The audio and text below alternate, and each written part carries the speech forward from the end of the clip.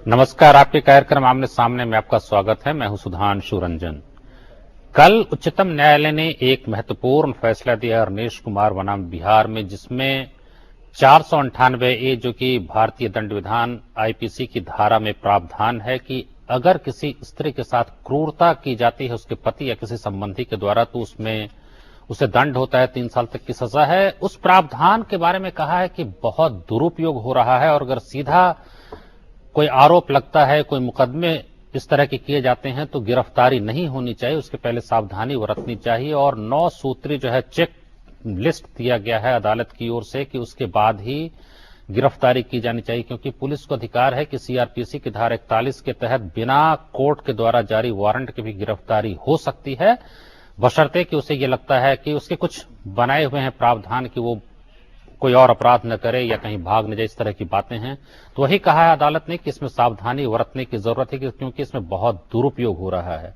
उसके पहले 27 जून को उच्चतम न्यायालय ने एक टिप्पणी की थी कि अभी जो बलात्कार के आरोप लगाए जा रहे हैं बहुत सारी महिलाओं के द्वारा, उनका ये कहना है कि शादी का वादा किया गया और उसके बाद 2 साल 3 साल तक संबंध रखे गए और उसके बाद जो है सो उसने छोड़ दिया और ये जो है सो बलात्कार का मामला है। उस बारे में भी कहा कि ये जो संबंध असफल हो जाते हैं और उस कारण से बलात्कार के आरोप लगते हैं, ये चिंता का विषय है। ये धोखाधड़ी तो हो सकता है लेकिन बलात्कार नहीं। आज हम इन 2 महत्वपूर्ण प्रश्नों पे बात करें, जो कानूनी प्रावधान है उसके बारे में कि क्या ये बलात्कार और दहेज के कानून जो है उनका दुरुपयोग हो रहा है। इस बहस में शामिल हैं ज्योति तिवारी, जो कि एक्टिविस्ट हैं और जेंडर के ऊपर इनका काम हो रहा है और all India women's forgotten women's association में भी काम कर रही हैं।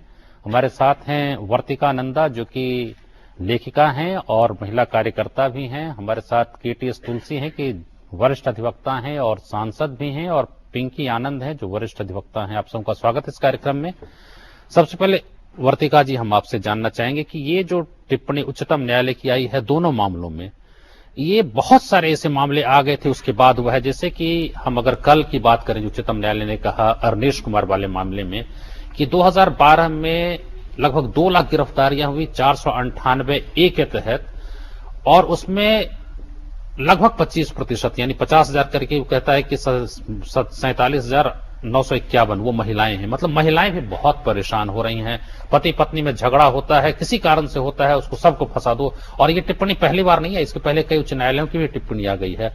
और दूसरा जो है वो भी मामला है कि ठीक है अब कई सालों तक संबंध रखते हैं, सब कुछ है, और उसके बाद खटास आ गई संबंध में, संबंध बिगड़ गए, बलात्कार का आरोप लगा दो, जेल भिजवा दो। एक अच्छा जो है एक टूल हो गया, कहते हैं ब्लैकमेल करने का, उससे पैसे वसूलने का, उसको परेशान करने का। बताएं आपकी क्या। मैं यहाँ अपवाद की बात नहीं करूंगी, अपवाद होते हैं, बहुत चीजों का दुरुपयोग होता है। मैं बात इस बात पर करूंगी कि थर्मामीटर फिर है क्या। 70% महिलाएं इस देश में डोमेस्टिक वायलेंस की विक्टिम हैं। जो एसिड अटैक होता है 80% उसकी विक्टिम्स महिलाएं हैं।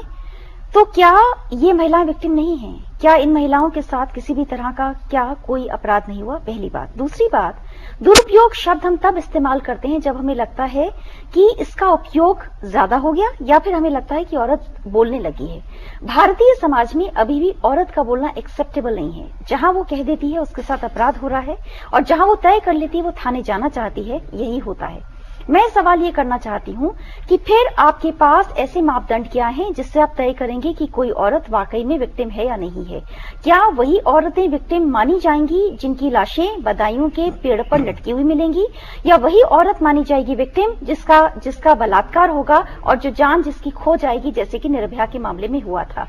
आधी बची हुई औरत जिसकी आधी जान बचती है, उसके साथ समाज इसी तरह के सवाल करता है। इसलिए मुझे हैरानी कम और दुख ज्यादा हो रहा है। लेकिन वर्तिका जी, आपने बहुत सही बात कही कि बदायूं के पेड़ पे लटकी हुई लाश जब तक न मिले, लेकिन सवाल यही है कि अगर इस तरह से झूठे आरोप लगाए जाए, चाहे वो दहेज प्रताड़ना का हो या बलात्कार का हो, तो जो सचमुच में प्रताड़ित है, जहां सचमुच अपराध हुआ है महिलाओं के साथ, उसको लोग गंभीरता से नहीं लेते हैं। यानी आप गलत झूठे आरोप लगा करके लड़कों को जेल भिजवा करके वैसी महिलाओं के मामले को कमजोर कर रही हैं जिनके साथ सचमुच बलात्कार होता है, हिंसा होती है या दहेज उत्पीड़न। देखिए, ना तो मैं झूठ की यहाँ वकालत कर रही हूँ और ना ही मैं ये कह रही हूं कि तमाम तरह के अगर कोई अपराध नहीं हुआ है और उसका अगर केस दर्ज किया जाता है वो सही है।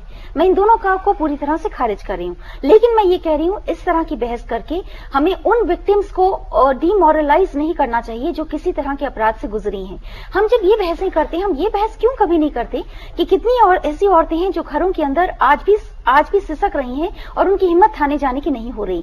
हम उन मामलों की बात क्यों नहीं करते जो थाने पहुंचती हैं और जाकर अपना केस दर्ज कराने के बाद लौट आती हैं कि चलिए रहने दीजिए, अब इसके आगे कुछ नहीं हो सकता। और हम उन और औरतों की बात क्यों नहीं करते जिन्हें अपनी जुबान के खोलने के बाद लगातार डिफेमेशन का सामना करना पड़ता है। तिवारी से हम सुन लें, आपका क्या कहना है कि इस तरह के जो आरोप लगाए, जो अदालत कह रही है कि आरोप झूठे लग रहे हैं, अधिकतर दुरुपयोग हो रहा है दोनों कानूनों का, और खास करके जो बलात्कार कानून में संशोधन हो गया 16 दिसंबर 2012 की घटना के बाद, उसके बाद कहते हैं कितना स्वीपिंग इसके प्रावधान हो गए हैं कि किसी को भी किसी तरह की हरकत के बाद उसको जेल के अंदर किया जा सकता है। आपका क्या मानना है?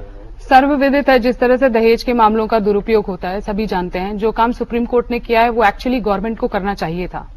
जिस वक्त रेप लॉ आ रहा था उस वक्त भी हमने कहा था कि जो नए आप प्रावधान जोड़ रहे हैं जरूरत नहीं है, क्योंकि रेप का लॉ है हमारे पास। मैं प्रश्न पूछना चाहूंगी उन महिलाओं का क्या जिनके बेटों पर केसेस हो जाते हैं, उनको वो जाके आत्महत्या, बहुत सारे महिला संगठन है जो इस बारे में बात ही नहीं करते। मेरे पास केसेस आते हैं जहां पर मां ने कस्टडी में आत्महत्या कर ली, सास ने, ननद और मां ट्रेन के आगे कूद गई जाके, पुरुष ने आत्महत्या कर ली एक धमकी पर। मगर हमारे पास कानून ही नहीं है उस पुरुष के लिए। वो पुरुष कहां जाए जिसकी वाइफ एब्यूजिव है, वो पुरुष कहां जाए जिसकी वाइफ एडल्टरी में है, वो पुरुष कहां जाए जिसको आए दिन उसके ससुराल वाले तंग कर रहे हैं। हमारे पास उनके लिए कुछ कानून नहीं है। हम पुरुष को इस देश का नागरिक मानते ही नहीं है। हम एक तरफा कानून बनाए जा रहे हैं और उसमें भी मिसयूज क्लॉज नहीं रखा हुआ हमने।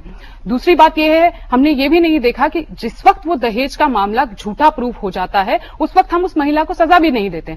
जब आप सजा नहीं देंगे तो समाज में उदाहरण क्या जाएगा? इसीलिए ये मामले बढ़ रहे हैं और बढ़ते रहेंगे। यदि आप चाहते हैं कि अगर आप सजा का प्रावधान कर दीजिएगा तो ये तो दिक्कत है नहीं कि अगर बहुत बार तो बहुत कारणों से प्रमाणित नहीं हो पाता, अपराध होता है प्रमाणित नहीं हो पाता, अगर हर बार आप उसको दंडित करेंगे तो कोई भी शिकायत करने महिला आगे आएगी नहीं।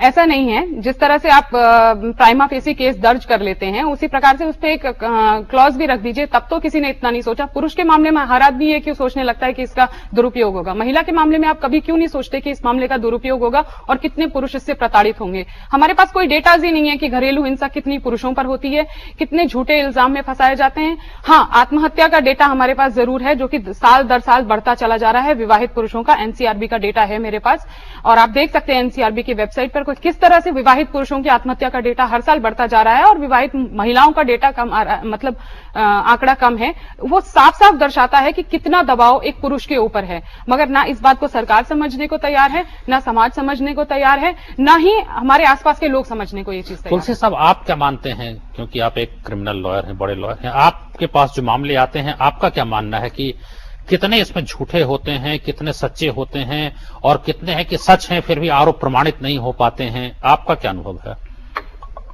मैं इस डिबेट में जो दो मुद्दे आपने उठाए हैं, एक तो जमानत का और दूसरा जो rape, sexual harassment offences, crimes against women, जहां तक तो जमानत का कानून है उसकी बेल ज्यूरिस्प्रूडेंस जो सुप्रीम कोर्ट ने रीआइटरेट की है कि सेक्शन 41 क्रिमिनल प्रोसीजर कोड का उसको ध्यान में रखना चाहिए और हर केस में अरेस्ट नहीं करनी चाहिए जब तक आवश्यक ना हो, और जो पैरामीटर्स दिए हैं सेक्शन 41 में उनको ऑब्जर्व करना चाहिए।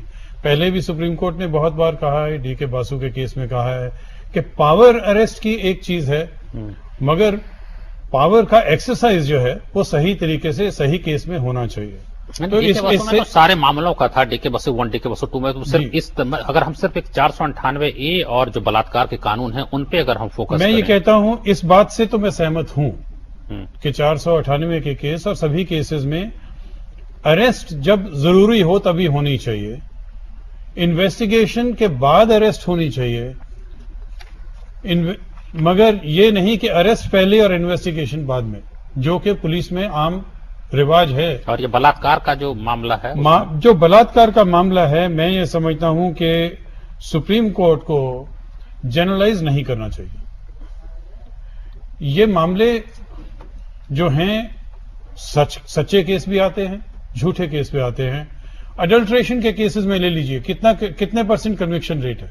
अगर कन्विक्शन रेट 6% है तो इसका मतलब 94 केस झूठे थे और ये अब्यूज था। करप्शन में क्या कन्विक्शन रेट है हमारा? On the average conviction rate. Murder cases में क्या कन्विक्शन रेट है? तो मर्डर क्या लेजिटिमाइज कर देना चाहिए? बिल्कुल।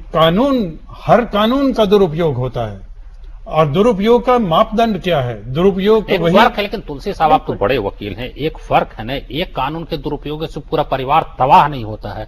यहाँ तो ऐसा दुरुपयोग होता है जहाँ पूरा परिवार तबाह हो जाता है, आत्महत्या लोग कर लेते हैं। हम परिवार के तबाह होने की बात करते हैं। सुधांशु जी, आप क्या आंकड़े जो हैं 2012 के मेरे पास, वो ये हैं कि हर 61 मिनट के बाद एक लड़की को उसके विवाहित घर में मार दिया जाता है, मर्डर कर दिया जाता है, बिल्कुल जला दिया जाता है। सर ये आंकड़े ये आंकड़े एक तरफा हैं। हर 8 मिनट पर एक पुरुष आत्महत्या करता है। इस बात को ना कोई उजागर करता है, ना ही कोई हमारे पास कमीशन ऑफ मेन है जो इस चीज को देख रहा हो। ऐसा सर आप एनसीआरबी की वेबसाइट उठाकर देख लीजिए, मैं लिख कर लाई हूं, हर 8 मिनट में एक विवाहित पुरुष आत्महत्या करता है। ये सर्वविदित है, माना हुआ है, मगर हम पुरुषों के बारे में सोचना ही नहीं चाहते। ज्योति, मैं ये कहता हूं, तुलसी साहब मेरा एक सवाल है, जो सुप्रीम कोर्ट ने कहा अगर हम बलात्कार की बात करें, आप कैसे एक जो है पुरुष और स्त्री साल 2 साल साथ रहते हैं, कहता है ठीक है शादी का वादा था, ये कोर्ट ने भी कहा कि धोखाधड़ी हो सकता है, आप ये कहें हमारे साथ धोखा हो, ये बात तो है। आप अपने आप को बचा के रखें कि शादी के बाद ही हम यौन संबंध बनाएंगे, आप संबंध भी बनाएं और फिर बाद में आप बलात्कार का मामला जो है उसके खिलाफ। ये बिल्कुल गलत प्रोपेगेंडा है। महिला कमजोर है, उसके हक में कानून बनाए गए हैं ताकि वो बराबरी पे आ सके। अभी बराबरी बहुत दूर है, महिला कमजोर है, उसको जबरदस्ती उसके साथ बलात्कार होता है। अब आदमी के साथ तो बलात्कार नहीं हो सकता। आदमी के साथ बहुत बलात्कार होते हैं, मेरे पास बहुत केसेस आते हैं कॉन्फिडेंस में, मगर प्रॉब्लम ये है कि कोई लॉ नहीं है। नहीं कहने से नहीं होता है, मैं डील कर रही हूँ, मैं इस चीज से डील कर रही हूँ। लेकिन दुखी ये आप कह रहे हैं, एक तरफ कहते हैं नारी शक्ति है, दूसरी तरफ कहते हैं महिला कमजोर। यही समस्या है कि औरतों के लिए बोले तो कमजोर नहीं बोल सकता। फिजिकली कमजोर लॉ है, आदमी के लिए लॉ औरतों के लिए कोई लॉ के लिए बहुत सारे लॉज हैं, आदमी के लिए एक लॉ मुझे उसके लिए ऐसे ही विरोध होता है। जहां तक विरोध होगा ना जब गलत होगा। सुधांशु जी, मेरा मानना है कि कानून बनते हैं, समाज में कुछ गलत चीज चल रही होती है, कानून उससे बनाए जाते हैं। और इस समय कानून जब बनाया गया, आपको पता है 1983 और 1986 में जो मेन अमेंडमेंट्स आई थी क्रिमिनल लॉ में, ये डाउरी हैरेसमेंट और डाउरी डेथ्स के डील करने के लिए तब से आई थी। समाज में मुश्किल है, महिलाएं प्रताड़ित हैं, इसमें कोई विषय नहीं है, लेकिन जब कानून है तो उसका उपयोग भी है और उसका दुरुपयोग भी है। ये एक जनरलाइज स्टेटमेंट जो करने की बात है कि सिर्फ गलत उसका उपयोग होता है, ये भी गलत है। ज्योति जी की बात कुछ गलत नहीं है, मैं उनकी बात से भी असहमत नहीं हूं कि कहीं ऐसे वक्त होते हैं जहां पे चाहे पुरुषों के साथ चाहे उनके परिवार के साथ, वहां भी कुछ ऐसी हरकत होती है जो उनको परेशान करती है। तो अगर जब सुप्रीम कोर्ट ने जो लेकिन डील किया है वो एक अलग चीज को, विषय को डील किया, ये नहीं किया है कि कानून को आप स्क्रैप कर दीजिए या कानून गलत है। सिर्फ ये कहा गया है कि जब अरेस्ट की जो चीज है वो तब होनी चाहिए जब कोई प्राइमा फेसी केस बन के पुलिस ऑफिसर सेटिस्फाइड होता है, जो वास्तव में कानून में है कि सेटिस्फैक्शन के बाद होना चाहिए। और यहां तक कि ये जो जजमेंट है सिर्फ डाउरी डेथ के लिए नहीं है, डाउरी हैरेसमेंट के लिए नहीं है, बाकी भी केसेस के लिए है जो 7 साल के नीचे से लिए है। इसलिए सुप्रीम कोर्ट का अपने आप टाइम टू टाइम किसी केस में इंटरवीन करना या उसको क्लैरिफाई करना कि कानून एक तरफा नहीं होना चाहिए। एक और चीज है, दिल्ली जैसे शहर में क्राइम अगेंस्ट विमेन सेल है, यहां पर जब कोई महिला कंप्लेंट करती है तो पहले complaint crime against women cell में जाता है, वहां पर इन्वेस्टिगेशन होती है, तहकीकात होती है, दोनों साइड्स को बुलाया जाता है, पक्ष सुने जाते हैं, और जब सेटिस्फाई नहीं होते तभी उसके बाद जाके रजिस्ट्रेशन और एफआईआर होता था। आपको याद होगा पहले ये सीएडब्ल्यू सेल से पहले इमीडिएट अरेस्ट हो जाता था, लोग मतलब कहां से लोग पकड़ के उनको फैमिली वालों को ले जाते थे। तो वो आज की तारीख में वैसे वो स्थिति नहीं है, इमीडिएट अरेस्ट नहीं होता है। बात होती है अगर एफआईआर रजिस्टर हो आफ्टर दी क्राइम अगेंस्ट। आपने सही कहा कि इसमें 7 साल तक का, लेकिन ये जहां तक 498 एक ही बात है, इसमें तो 3 साल की सजा है, लेकिन इसको नॉन कॉग्निजिबल और नॉन अवेलेबल बना देगा संघीय और गैर जमानती, उसकी जरूरत नहीं थी करने की। सुधांशु जी, हमारे देश में ये एक सच्चाई है और बड़ी कड़वी सच्चाई है कि जब तक आप क्रिमिनल लॉ को मजबूत नहीं बनाएंगे, सिविल लॉ को समझौता करने के लिए, केस को खत्म होने के लिए इतने वर्ष बीत जाते हैं कि जिंदगी बीत जाती है।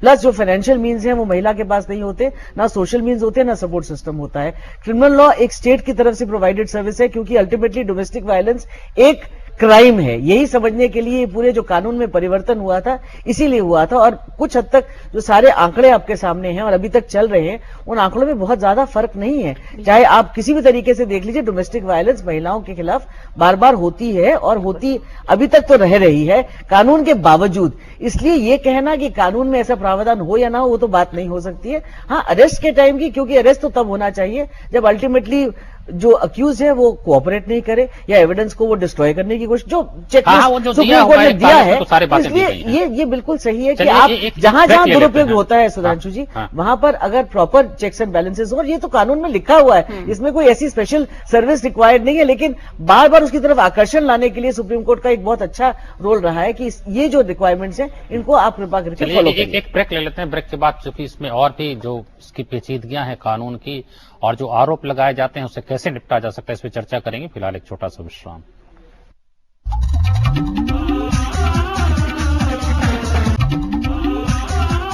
Stand by. अंतराल के बाद फिर से आपका स्वागत है। इस कार्यक्रम में हम चर्चा कर रहे हैं दहेज और बलात्कार कानूनों के दुरुपयोग के बारे में। हाँ, ज्योति जी, आप कुछ कहना चाह रही थी, बताइए कि क्या आपका जवाब है। क्राइम अगेंस्ट विमेन सेल की बात हो रही थी, तो मैं आपको बताती हूँ कि वहां पर भी यही एक्सटॉर्शन का ही बिजनेस है। ये कोई बैठा के बातचीत नहीं होती है। मेरे पास केसेस आते हैं, मैं रोज देखती हूँ कि किस तरह से धमकाया जाता है फैमिलीज को, पैसे देके सेटल कर लो बाहर, मामला आगे खींचने की क्या जरूरत है। और जहां तक बेल की बात है, बिजनेस है खुला, सब जानते हैं कि एक एक्सटॉर्शन रैकेट की तरह काम कर रहा है। दिल्ली में तो CAW सेल है भी, बाकी जगहों पे आप जाके देखिए। इसी मामले में, जिसमें दहेज के मामले में बोला है सुप्रीम कोर्ट ने, उस लड़के को एंटीसिपेटरी बेल के लिए सुप्रीम कोर्ट तक आना पड़ा। बिहार का लड़का था।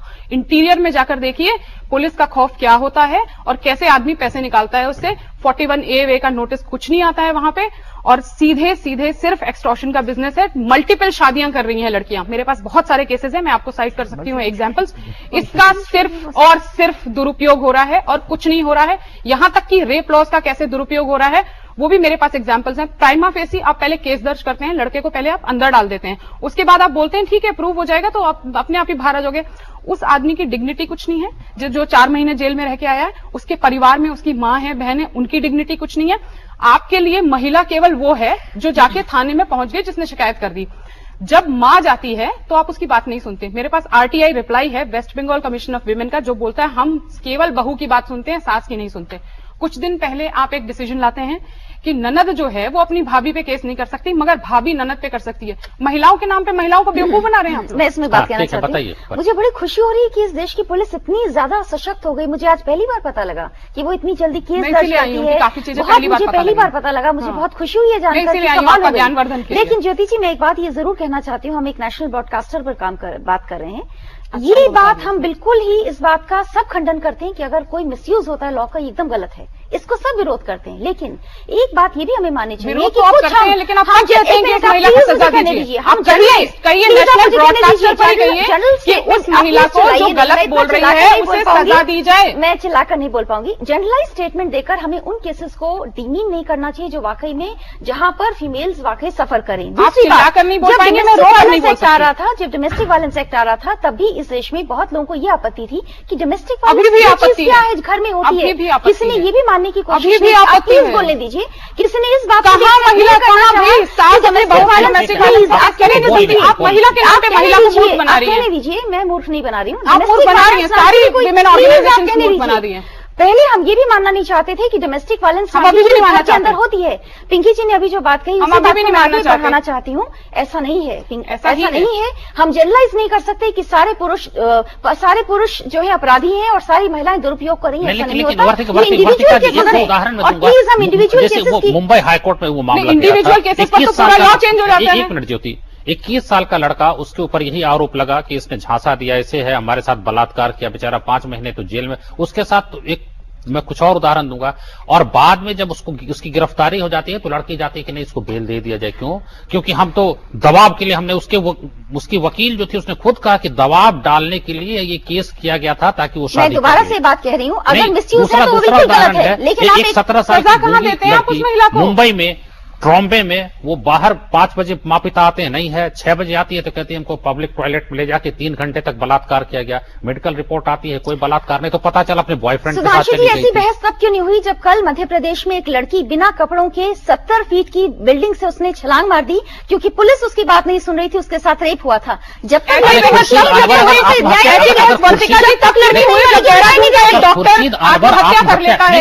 ऐसी बहस तब क्यों नहीं हुई जब जैसा पढ़ा लिखा आदमी, इतना विद्वान आदमी बलात्कार के आरोप में वो भी छत से कूद करके आत्महत्या कर लेता है। आपसे झगड़ा करने नहीं है, मैं आपसे कह रही हूँ झगड़ा नहीं कर रहा है तो वो गलत कह रही हूँ। तुलसी साहब आप ज्योति जी से पूछिए कि मेरे को बोलने की इजाजत है। तुलसी साहब आप बताएं कि ये कानून ऐसा है कि एक लड़की जाके एक वक्तव्य देती है, वक्तव्य सही हो सकता है, वक्तव्य गलत हो सकता है, सिर्फ एक वक्तव्य के आधार पे किसी को जेल दे देना, और वो भी जो आपने संशोधन किया है अब आपके एविडेंस एक्ट में सेक्शन 112, अब वो 14, अब ये है कि अगर जो है सो संबंध बनता है, इंटरकोर्स होता है, लड़की जाके सिर्फ कह दे कि हमारी सहमति नहीं थी, उसको जेल हो जाएगा। यानी रात में आप सहमति दें, सुबह जाके कह दें कि हमारी सहमति नहीं थी, उसको जेल हो जाएगा। ये कौन सा कानून है? नहीं, मैं समझता हूं कि इस तरह से डिसअफेक्शन क्रिएट करना कानून के खिलाफ सही नहीं है। जनरल स्टेटमेंट्स जो हैं ये बिल्कुल सही नहीं है। झूठे केस आते हैं अदालतों के पास, हजारों की तादाद में आते हैं। हर तरह का केस जो है वो झूठा आता है। अगर हमारी एवरेज कन्विक्शन रेट 6% है तो आप समझ लीजिए कि कितने झूठे केसेस आते हैं अदालत में। अदालत का काम ही ये है झूठ और सच में तय करना कि क्या सच है। लेकिन ये तो आप अपनी पहले की बात का आप खंडन खुद ही कर रहे हैं। आपने कहा कि चूंकि कन्विक्शन नहीं होता है इसलिए मान लिया जाए कि हत्या नहीं हुई। आप उसका प्रतिवाद खुद कर रहे हैं कि अदालत का काम है झूठ और सच में फर्क करना। आप दोनों बातें आपके अंतर विरोधी हैं तुलसी साहब। अगर अदालत ने यही पाया ना कि ये इल्जाम सही नहीं था तो इसका मतलब इल्जाम गलत था, तो आप कानून बदल दीजिए। आप मर्डर का कानून हटा दीजिए, आप करप्शन का कानून हटा दीजिए, आप किडनैपिंग का कानून हटा दीजिए क्योंकि कन्विक्शन नहीं होती है, झूठे केस आते हैं। कन्विक्शन की किसी ने बात ही नहीं करी। Madam can anyone else speak? या श्योर। हाँ ठीक, thank you, thank you, you welcome. हाँ बताएं। इसी असलियत ये है जिसको झुटलाया नहीं जा सकता कि हर 61 मिनट में एक डाउरी डेथ हो रही है और 8 मिनट में एक विवाहित पुरुष मेरे को नहीं मालूम, मैंने देखा है। आप लोग बायस्ड बातें करते हैं फिर कहते हैं कि आप बोलने नहीं दे रहे। पता नहीं है बायस कितनी पक्षपात, पुरुष होकर इतना पक्षपात, बताइए। चलिए ठीक है, बोलने दीजिए इनको। ये मैडम समझती हैं कि सिर्फ सच इनके पास ही है, बाकी सब बेवकूफ हैं। नहीं, मैंने बेवकूफ कहा ही नहीं आपको। आप कह दीजिए। ठीक है, बोलने दीजिए। हाँ आप कह दीजिए। आप बोलने नहीं देते हैं, आप जबरदस्ती कहलवा रहे हैं। मैं कह ही नहीं रही है, बोलने दीजिए क्योंकि आपको ही अधिकार। तो आप ही ने कहा नारी वीक है। मैं अच्छा चलिए, हाँ तुलसी साहब बोलिए। हर 5 मिनट में एक केस 498A का डाउरी का केस रजिस्टर हो रहा है। वही तो कहा जा रहा है कि गलत हो रहा है। क्यों गलत हो रहा है? यही तो कोर्ट ने भी माना है। सिर्फ इसलिए कि एक्विटल हो रही है इसलिए गलत हो रहा है। हाँ, एक्विटल हर केस में हो रही है, हर जुर्म में एक्विटल्स हो रही है। इससे आप ये नहीं कह सकते कि दुरुपयोग है। आप बताएं, ये मुलायम सिंह ने भी वक्तव्य दिया था पहली बार जब 376E के तहत मृत्यु दंड हुआ शक्ति मिल मामले में। उन्होंने कहा था कि ये बहुत सख्त कानून बना दिया गया। हमारी सरकार, उनकी आई नहीं वो अलग बात है, आएगी तो हम इस कानून को बदल देंगे। तो ये दोनों कानून, जो दहेज कानून और ये जो बलात्कार के कानून है, ये दोनों ही माना जा रहा है कि इसमें इतना ज्यादा, एक तो बहुत स्वीपिंग प्रोविजंस हैं और इससे परेशानियां ज्यादा कौन सी स्वीपिंग प्रोविजंस है मुझे समझने की जरूरत है। आज की तारीख में अगर किसी महिला के साथ रेप होता है तो इससे कोई ज्यादा घिनौनी चीज शायद महिला के साथ नहीं हो सकती है। आप किस कैटेगरी में उसको डालेंगे, और चाहे विश्व भर में देख लीजिए, रेप जैसा हीनस ऑफेंस कहीं नहीं पैदा तो हुआ। इसलिए नहीं, हाँ। एक मिनट, तो इसलिए बात कर रहे हैं कि इतना स्ट्रिक्ट लॉ, मुलायम सिंह जी का जो बयान है उसके ऊपर टिप्पणी काफी तरफ से हो चुकी है और ये काफी गलत चीज है। जिन्होंने ये भी कहा था कि यंग बच्चे हैं, गलतियां हो जाती हैं, गलती नहीं होती जी, माफ कीजिएगा। ये पूरा षड्यंत्र करके रच के जब जिस प्रकार से ऐसी बार्बेरिक हरकत जो कहते हैं वो होती है। रेप का जो दंड है जितना हो सकता है उससे भी शायद कम है और भी आगे हो सकता है, मृत्युदंड होना चाहिए जो अभी तक नहीं है हमारे कानून में। एक बात जहां तक रेप की बात है। दूसरी बात, रेप के केसेस सुधांशु जी आज की तारीख में कहीं भी, नॉट ओनली इन इंडिया पर विश्व भर में 2% से ज्यादा रेप केसेस रिपोर्टेड नहीं होते हैं। ये सब जानते हैं कि बहुत कम केसेस आगे जाके बनते हैं। तीसरी जो श्रृंखला बात हो रही है कि जहां पर महिला और पुरुष के साथ संबंध होते हैं और बाद में महिला कहती है कि मेरे साथ जबरदस्ती की गई, वैसे कानून में ये प्रावधान है कि अगर कंसेंट होती है महिला की, जो अंडर मिसकंसेप्शन ऑफ फैक्ट है या under any other wrongful understanding है, तो वो अपने आप में रेप जो कानून है उसको मान के चलता है। इसको प्रूव करना आपको अदालत में प्रूव करना है। रेप केसेस भी बहुत ज्यादा जाके कन्विक्शन में नहीं पड़ते क्योंकि महिला आगे तक जा नहीं पाती है, आपने केसेस रुक जाते हैं। सहमति तो दी ना, कंसेंट तो आपने दिया ना, माफ कीजिएगा, चाहे वो शादी के लिए हो, नौकरी के लिए हो, किसी चीज के लिए हो। अगर कोई महिला किसी पुरुष के साथ संबंध करती है इस उम्मीद पर कि वो शादी करेगा और उसने उसका वचन दिया होता है जो बाद में वो प्रूव मतलब उसको अधिकार है कि आप मैरिटल सेक्स करें, वहां कोई गड़बड़ी नहीं है। बिल्कुल नहीं। एक बात बताइए, अगर मेजर है, समय कम है पिंकी जी, एक छोटा सा प्रश्न, यहाँ तो शादी के 6 महीने बाद तलाक की प्रक्रिया शुरू हो जाती है, तो क्या बिना शादी का जो रह रहा है उसमें 6 महीने में खटास नहीं आ सकती है? उसमें संबंध खत्म नहीं हो सकते? ये कह देना कि हमारे साथ बलात्कार की, अगर शादी के बाद आप अगर एक केस को, जो भी केस है उसके फैक्ट्स पे लेना होगा। अगर तो अपने आप सोच समझ के किया गया है कि आप लिव इन रिलेशनशिप कर रहे हैं, वो अलग बात है, लेकिन अगर शादी के धोखे में करते हुए आपको केस में टिप्पणी तो साफ है कि बैंक का अधिकारी है वो शादीशुदा है, उसको पता था। नहीं, ये कोई मतलब नहीं होता। अगर शादीशुदा है तो उसका ये मतलब नहीं है कि पुरुष उसमें वायदा नहीं कर सकता। लेकिन मैं केस स्पेसिफिक बात नहीं कर रही ज्योति, 2 मिनट के लिए। अगर पुरुष जो है उसमें प्रॉमिस करके शादी के लिए अगर उसके साथ करता है, करते रहने के बाद मैं शादी नहीं करूंगी तुमसे, नहीं देखिए, अगर मना करते तो लड़की फिर जाके केस नहीं कर सकती, वो अलग बात है। एवरी केस ज्योति और सुधांशु, बात ये है हर फेल्ड रिलेशनशिप की बात नहीं है। आप किसी चीज को बिल्कुल बहुत वीक फुटिंग पे लेके आ रहे हैं जहां पर महिला के साथ ऑफेंस होता है, उसके बाद एक वर्तिका जी आपसे टिप्पणी, बहुत सारे पुरुषों के खिलाफ ऐसी टिप्पणियां मैं पढ़ता हूं, all men are rapist. Anandi Ben Patel ने कहा ये लड़के रिजेक्टेड माल हैं, लड़कियों के, मतलब इस तरह उसमें कोई मुलायम सिंह की तो गर्दन काट तो बिल्कुल इस तरह से बयान लोग देने लगेंगे। आनंदी बेन पटेल कहते हैं ऑल मेन आर रेपिस्ट। मैं ये कहना चाहता हूं कि जैसे बहुत सारी महिलाएं ऐसी हैं, जैसे ज्योति जी समझती हैं कि आज भी जो महिला है ये आदमी की जायदाद है। मैंने कब उसको क्या अधिकार है? जो है आईपीसी का एक्ट ही आईपीसी का सम्मान कर रहा हूँ। आप कह रहे हैं, मैंने नहीं कहा महिला अडल्ट्री का केस नहीं डाल सकती है, पुरुष है जो अडल्ट्री का केस डाल सकता है। ये हमारा कानून है आज की तारीख में। चाहे महिला पुरुषों में से है जो गलत करते भी हैं और फिर चलिए अब ज्योति जी अब चर्चा हम समाप्त मैंने ये नहीं बोला जो ये बोल रहे हैं। चल ठीक है। ज्योति तिवारी, वर्तिका नंदा, केटीएस तुलसी, पिंक आनंद, साहब सबका बहुत धन्यवाद, क्योंकि ये विवाद ऐसा है जिसमें कोई सहमति बनना बहुत मुश्किल है। लेकिन एक बात बिल्कुल साफ है कि महिला और पुरुष एक दूसरे के पूरक हैं।